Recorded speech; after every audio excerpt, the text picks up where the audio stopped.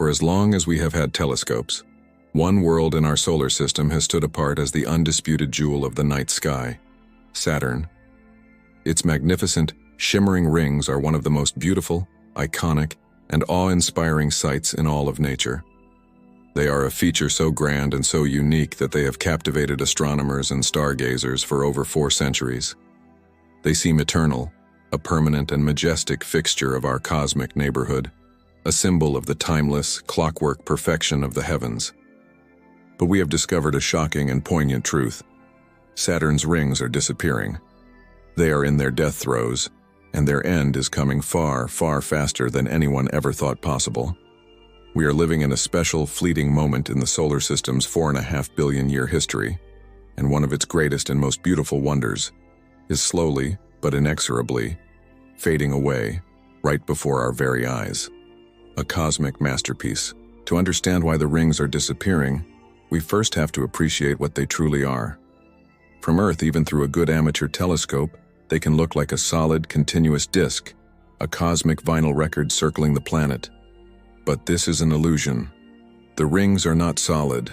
They are a vast, sprawling system composed of countless individual particles of water ice. These are not tiny snowflakes. They are a chaotic swarm of icy bodies, ranging in size from microscopic dust specks to pebbles to chunks of ice the size of a car, all the way up to a few behemoths as large as a mountain. Each and every one of these trillions of ice particles is in its own individual orbit around Saturn, like a tiny personal moon. The sheer scale of the ring system is almost impossible to comprehend. This creates a sense of scale that is profoundly alien. To put it in perspective, if you were to build a scale model of Saturn's rings that was the size of a professional football field from end zone to end zone, the rings themselves would be thinner than a single sheet of paper. It is this extreme thinness that causes the rings to periodically disappear from our view here on Earth when they are tilted perfectly edge-on to us, a phenomenon that baffled early astronomers. This thin, sprawling system is not a single uniform structure. It's a complex and intricate hierarchy of different rings and gaps. The main rings are labeled with letters, in the order of their discovery. The brightest and most massive are the A and B rings, which are separated by a large, 3,000-mile-wide gap known as the Cassini division. Closer to the planet is the more tenuous and translucent C ring, and beyond the main rings are even fainter, dustier rings like the G and E rings. The history of our understanding of this celestial marvel is a story of ever-increasing clarity.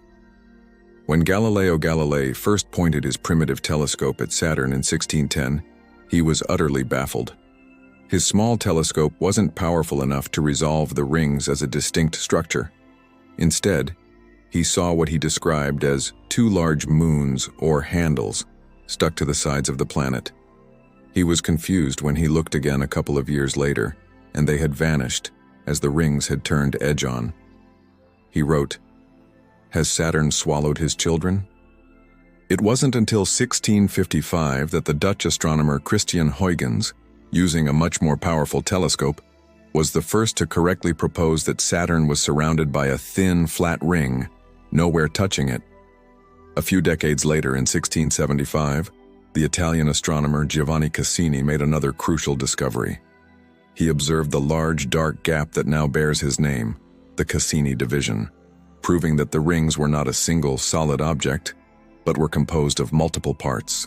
For the next 300 years, this was largely where our understanding stood, a beautiful, static, and mysterious system of icy particles. It would take the dawn of the space age to reveal that the rings were not static at all, but a dynamic, violent, and constantly changing world. The Voyager and Cassini revelations. The modern age of Saturn exploration began in the early 1980s with the spectacular flybys of NASA's twin Voyager space probes. The images and data that Voyager 1 and 2 sent back were a revolution. They transformed our view of the rings from a serene and graceful system into a chaotic, complex, and bewilderingly active environment. The probes revealed that the broad A, B, and C rings were not uniform sheets, but were themselves composed of thousands of individual tightly packed ringlets. The images showed incredible and unexpected structures, braided rings that seemed to defy the laws of orbital mechanics, kinky and clumpy ringlets, and density waves that rippled through the rings like the grooves on a vinyl record. The Voyager probes also discovered mysterious dark radial features in the broad B ring, which came to be known as spokes. These ghostly spoke-like markings would form and then dissipate in a matter of hours, rotating around the planet as if they were solid objects. Their cause is still not perfectly understood, but they are believed to be caused by electrostatic forces. Tiny dust particles are thought to be lifted off the main ring plane by Saturn's magnetic field, where they hover in a cloud, casting a shadow on the rings below. This was the first major clue that forces other than simple gravity were at play in the ring system. Perhaps Voyager's most charming discovery was that of the shepherd moons. The probes found several tiny potato-shaped moons like Prometheus and Pandora, orbiting right at the edges of some of the rings, particularly the F ring. The gravitational influence of these tiny moons acts like a pair of shepherds. The inner moon slightly speeds up the ring particles, pushing them outwards, while the outer moon slightly slows them down, pushing them inwards. This constant gravitational herding is what keeps the edges of many of the rings sharp and well-defined, preventing them from spreading out and dissipating. The rings, it turned out, were a dynamic system, constantly being sculpted and managed by the moons embedded within them.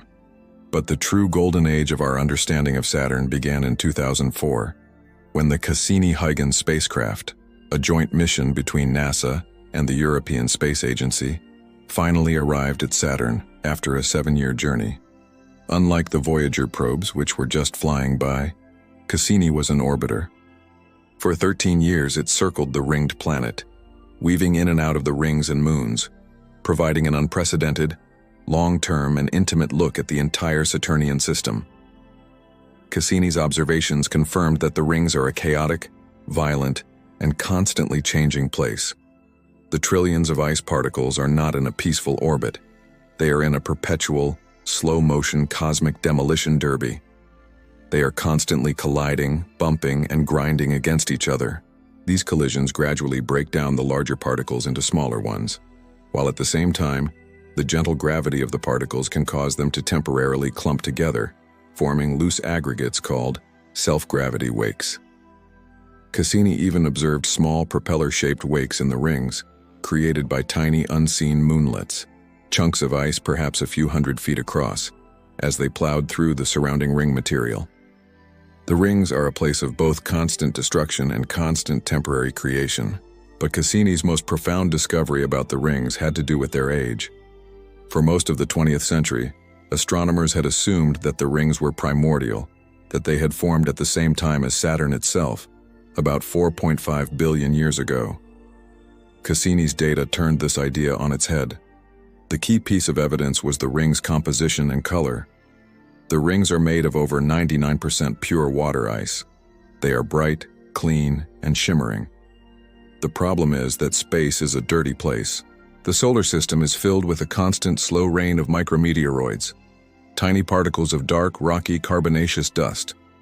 If the rings had been orbiting Saturn for 4.5 billion years, they should have been absolutely saturated with this dark, polluting dust.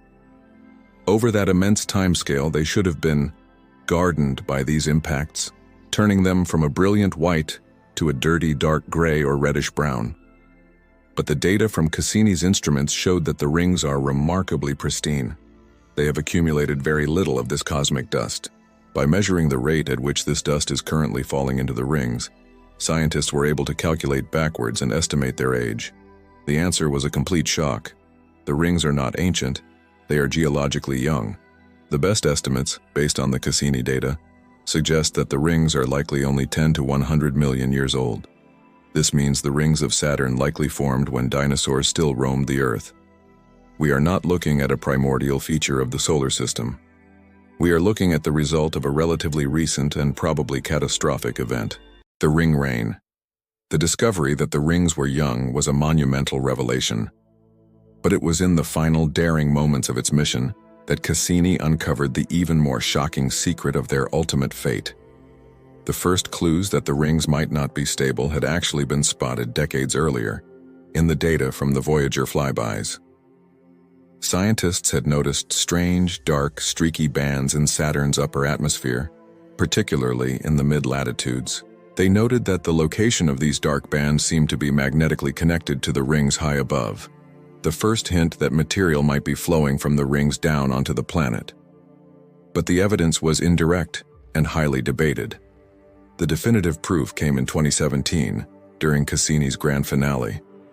After 13 years of spectacular science, the spacecraft was running low on fuel.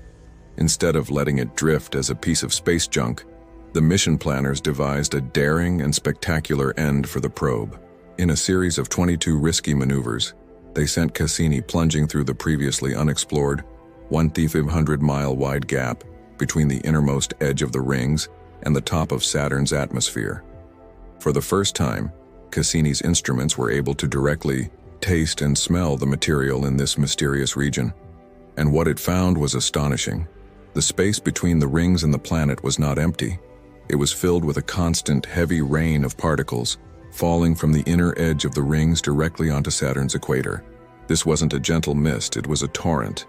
Cassini's mass spectrometer was able to analyze the composition of this ring rain. As expected, it was mostly water molecules. But it also found a surprisingly complex mix of other chemicals, including methane, ammonia, carbon monoxide, and complex organic molecules. The rings were not just inert balls of ice, they were a complex chemical laboratory, and their material was being actively funneled onto the planet. So what is causing this catastrophic one-way flow of material? The detailed data from Cassini allowed scientists to finally confirm the mechanism, which involves a powerful two-step process. Step 1. The bombardment.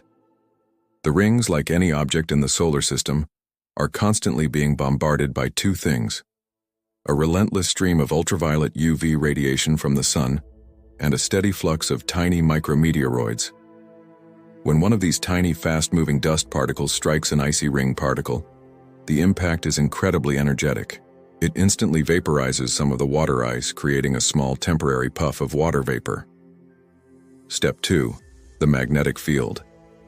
The molecules in this puff of water vapor are then exposed to the sun's UV light, which has enough energy to knock an electron off the water molecule, giving it a positive electrical charge.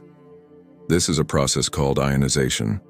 Once the water particle is electrically charged, its fate is sealed. It is no longer just a neutral particle governed by the delicate balance of gravity and orbital mechanics that keeps it in the ring plane. It is now susceptible to a much more powerful force: Saturn's immense magnetic field. Saturn, like Earth, has a powerful magnetic field that is generated by its rotating metallic core. The lines of this magnetic field loop high out of the planet's atmosphere and pass directly through the rings. Once a water molecule in the rings becomes ionized, it is immediately captured by these magnetic field lines. It becomes trapped, like a bead on an invisible wire. The magnetic field then overpowers the particle's orbital energy and pulls it out of the ring plane, guiding it on an inescapable journey down the magnetic field line towards the planet's upper atmosphere. This constant stream of captured charged particles, funneled down by the planet's magnetic field, is the ring rain.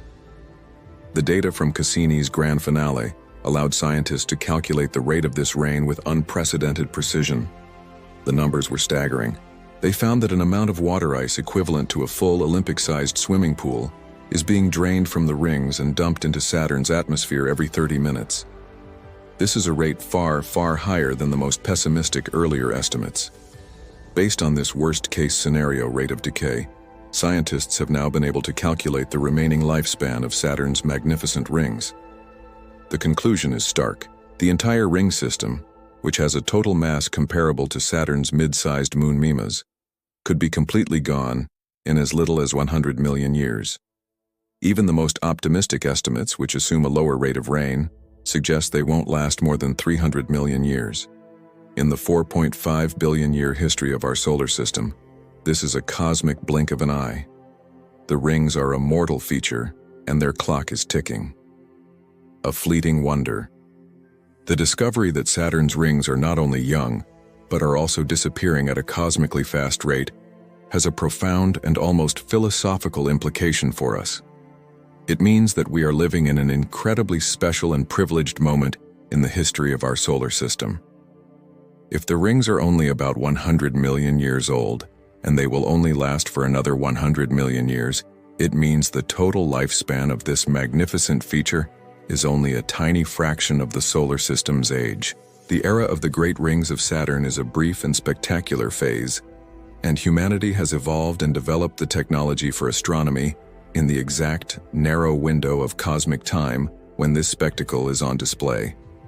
If our species had emerged 200 million years earlier, we would have looked up at a Saturn that was as plain and unadorned as Jupiter or Neptune.